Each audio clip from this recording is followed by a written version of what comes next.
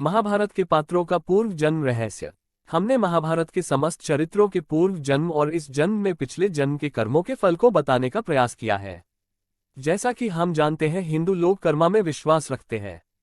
हिंदू लोगों की मान्यताओं के अनुसार हमारे कर्म ही हमारे आने वाले जीवन की योजना बनाते हैं। उनके अनुसार हमारे आज का जीवन हमारे पिछले जन्म के कर्मों से जुड़ा रहता है। कहते हैं, अच्छे कर्म और अच्छे काम से ही हमें अच्छा भविष्य और अच्छा जीवन मिल सकता है। कुछ लोग कर्मा को पुनर्जन्म से भी जोड़ते हैं। हमारे आज का नाता हमारे पिछले जन्म के कामों से जुड़ा हुआ होता है। इसी तरह के माध्यम से हम महाभारत के हर किरदार के साथ जो कुछ भी घटित हुआ वो उनके पिछले जन्म का फल ही था। उनके पिछले जन्म के कर्म की वजह से उन सभी को ये सब झेलना पड़ा। आइए हम महाभारत के कुछ ऐसे ही किरदारों के बारे में बताते हैं जो अपने पिछले जन्म के कर्मों के कारण महाभारत का हिस्सा बने। महाभारत के पात्रों का पूर्व जन्म रहस्य। भीष्म, धृतराष्ट्र, द्रौपदी, शिशुपाल, कर्ण, शिखंडी, विदुर, अर्जुन और कृष्णा, अभिमन्यु, एकलव्य, धृष्टाकेतु। महाभारत के पात्रों का पूर्व जन्म रहस्य। भीष्म। महाभारत में भीष्म एक मुख्य किरदार थे। इसमें भीष्म के बारे में बताया है। भीष्म का जन्म पहले वसुस के रूप में हुआ था। वे एक बार अपनी पत्नी प्रभासा के साथ गुरु वशिष्ठ के आश्रम गए। वहां उनकी पत्नी की नजर एक सुंदर सी गाय पर पड़ी, जिसे पाने की वो जिद करने लगी। वसुस ने उन्हें बहुत समझाया कि ये किसी और की है, मगर वे ना मानी, सो वसुस ने वो गाय उन्हें दे दी। ये गाय गुरु वशिष्ठ की थी। जब उन्हें इस बात का पता चला तो उन्होंने वसुस को श्राप दे दिया कि अगले जन्म में वे इंसान के रूप में जन्म लेंगे जो अनंत काल तक जीवित रहेगा। इसके बाद भीष्म का जन्म गंगा और शांतनु के 8वें पुत्र देवव्रता के रूप में हुआ। बाद में उनका नाम भीष्म पड़ा।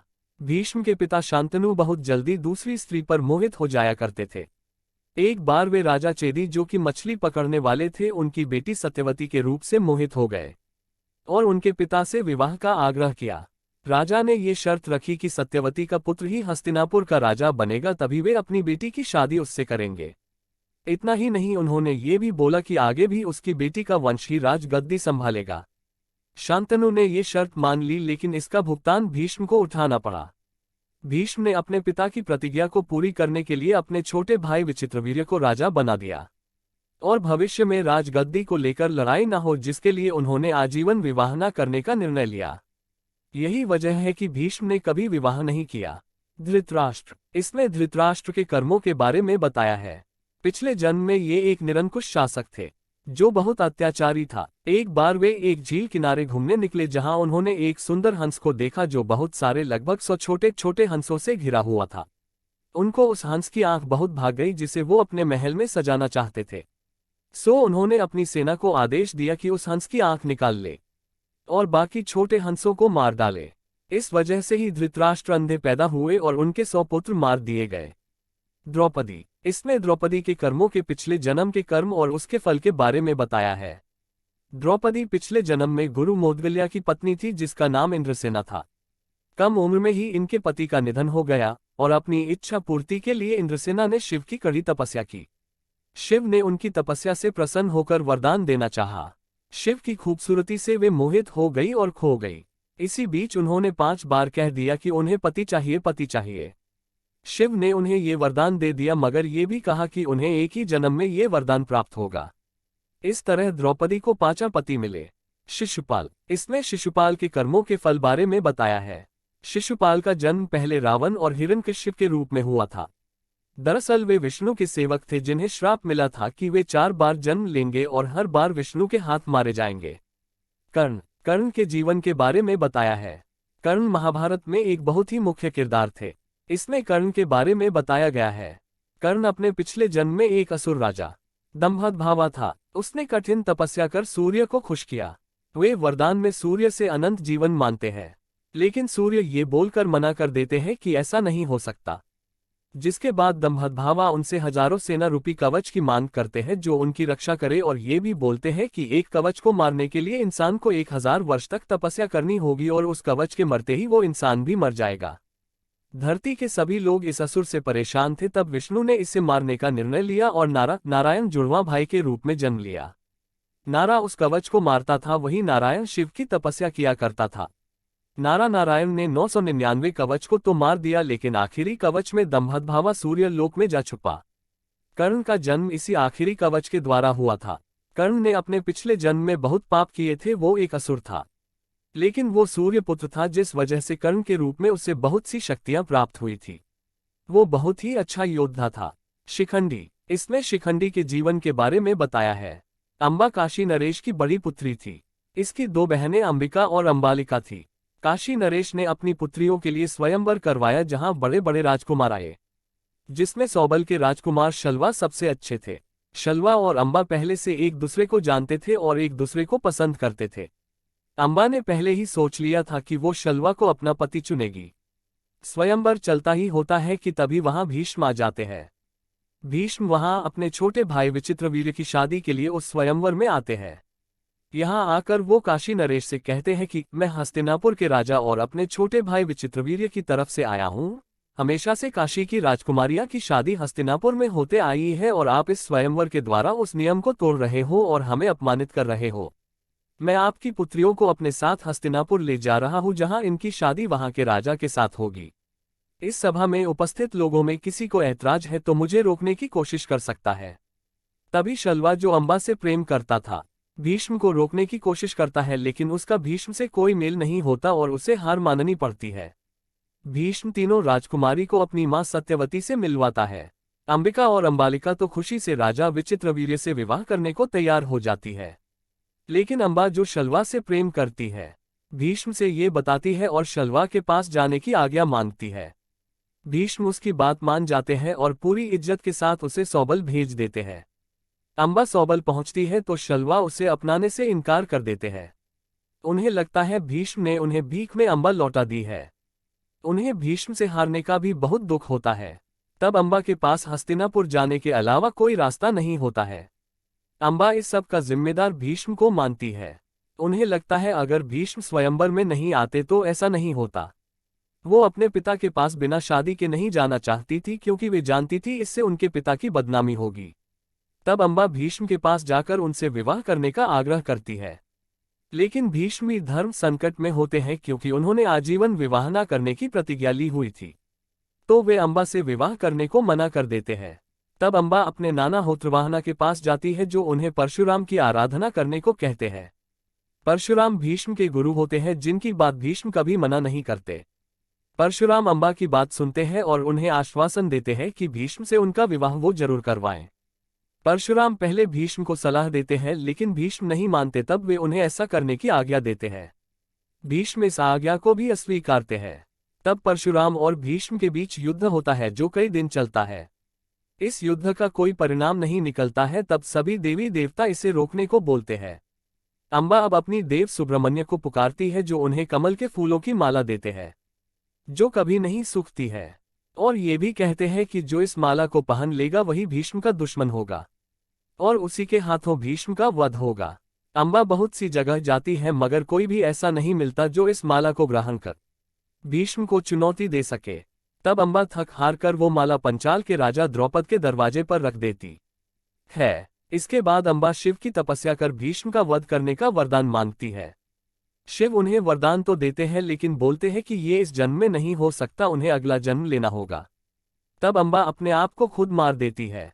इसके बाद अंबा का जन्म द्रौपद की बेटी शिखंडी के रूप में होता है। शिखंडी के जन्म के बाद राजा द्रौपद को देवगण बोलते हैं कि शिखंडी को एक बेटी की तरह नहीं बल्कि एक बेटे की तरह बड़ा करना। जिसके बाद द्रौपद शिखंडी को एक राजकुमार की तरह सभी प्रकार की शिक्षा देते हैं। एक दिन शिखंडी खेलते खेलते अपने महल के दरवाजे तक पहुंच जाता है, जहां वो उस कमल के फूल की माला को देखता है जो अंबा ने वहां रखी थी। वो माला वैसी ही थी जैसी अंबा ने रखी थी, उसका एक भी फूल सूखा नहीं था। तब शिखंडी उस माला को पहन लेती है, और जैसा कि कहा गया था कि जो इस माला को ग्रहण करेगा वो भीष्म की मौत का कारण होगा।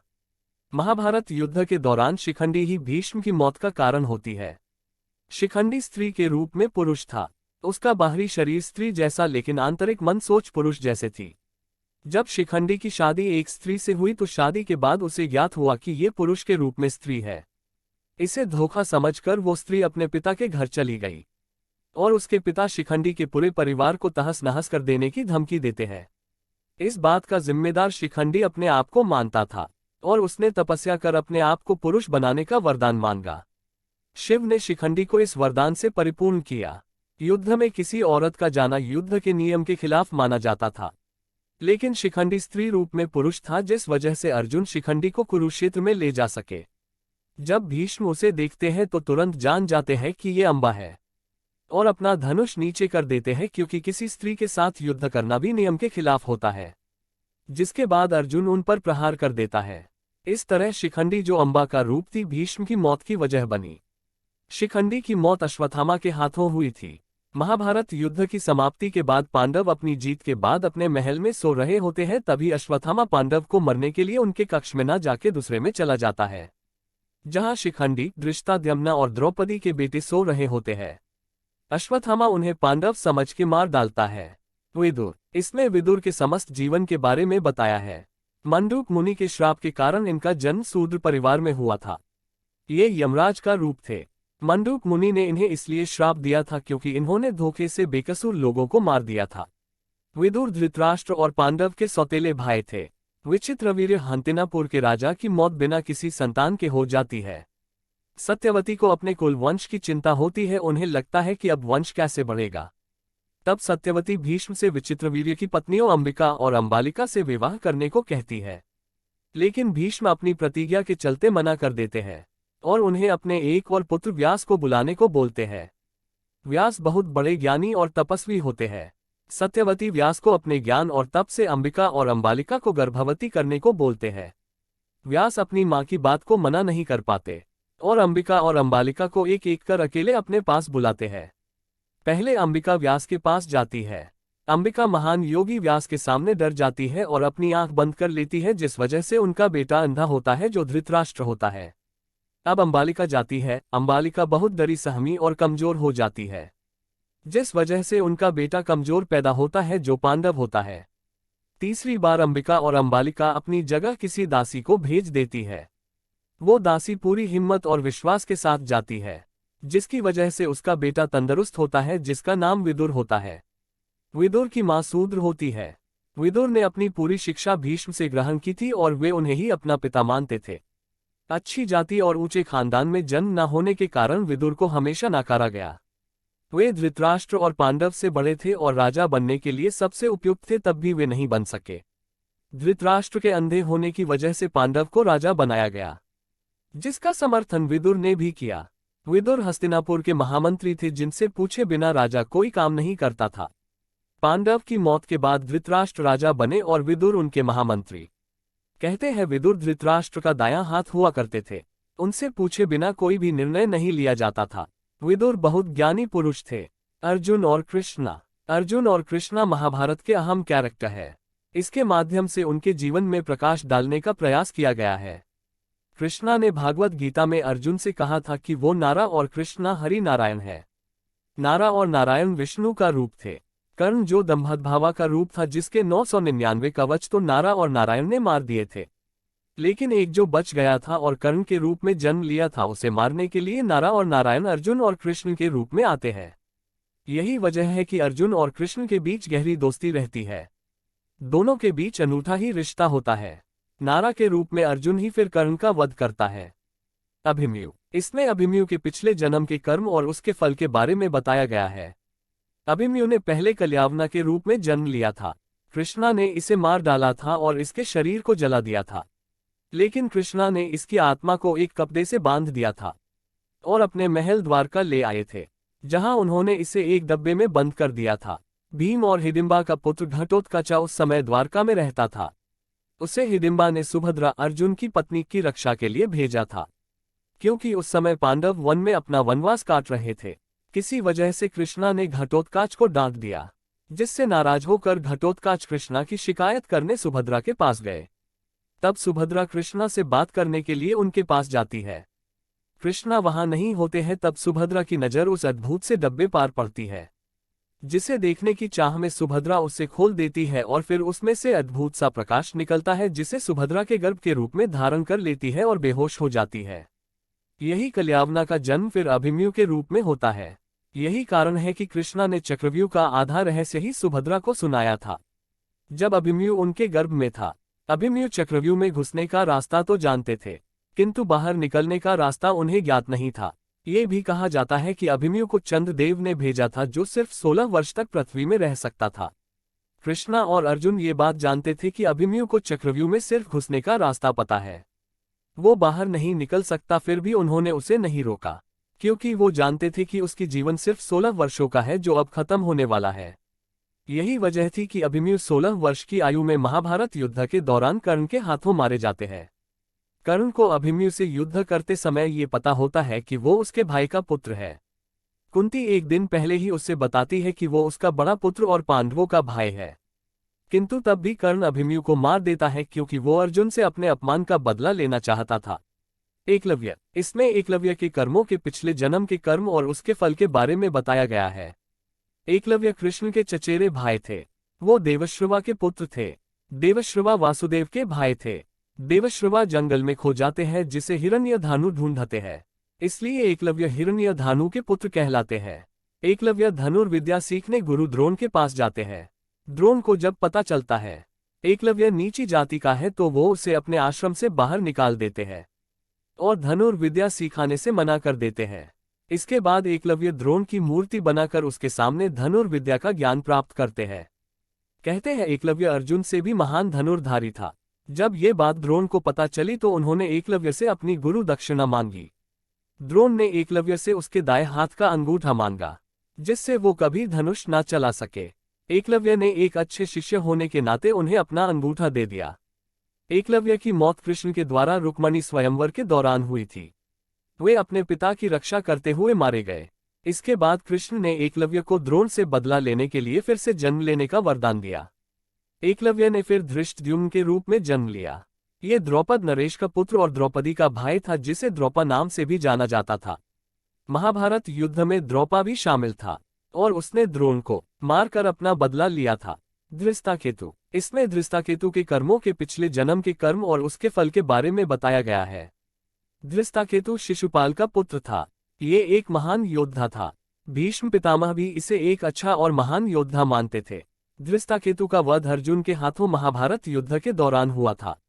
आज के इस महत्वपूर्ण धार्मिक प्रकाशन को हम यहीं समाप्त करने की आज्ञा चाहते हैं। आप सबसे नम्र विनती है कि कृपया आप सब अपने अनमोल विचार हमें कमेंट बॉक्स में अवश्य लिखें। इस चैनल से आपको सनातन धर्म, हिंदू धार्मिक पुराणों, उपनिषदों, ग्रंथों, वेदों, बच्चों के लिए शिक्षाप्रद, मोटिवेशनल, नैतिक शिक्षा, बोध कथाएं, पौराणिक कथाएं इत्यादि और हिंदू देवी देवताओं से संबंधित ज्ञान और नई नई जानकारी प्राप्त होगी। ये चैनल ज्ञान का खजाना है, जो अधिकांश ज्ञान और जानकारी प्रदान करता है, जो किसी व्यक्ति के लिए खुद को सही ढंग से समझने और उनके आसपास की दुनिया को समझने के लिए महत्वपूर्ण है। जीवन के बारे में आपको जो कुछ भी जानने की जरूरत है वह इस चैनल में है, लगभग सब कुछ। इस चैनल को अपने दोस्तों रिश्तेदारों में शेयर करें और सब्सक्राइब करें। सनातन धर्म व भारतवर्ष के हर पहलू के बारे में हर माध्यम से जानकारी जुटाकर उसको संपूर्ण व सत्य रूप से आप लोगों तक पहुंचाना मेरा उद्देश्य है। यदि किसी भी विषय में मुझसे किसी भी प्रकार की कोई त्रुटि हो तो कृपया इस लेख के नीचे टिप्पणी कर मुझे अवगत करें। अच्छे विचारों को हम यहाँ प्रकाशित करते हैं। ये चैनल धार्मिक और अन्य महत्वपूर्ण जानकारियों से संबंधित चैनल है। इस चैनल का किसी भी अन्य संस्थान, कोर्स आदि से कोई संबंध नहीं है। जय श्री कृष्णा।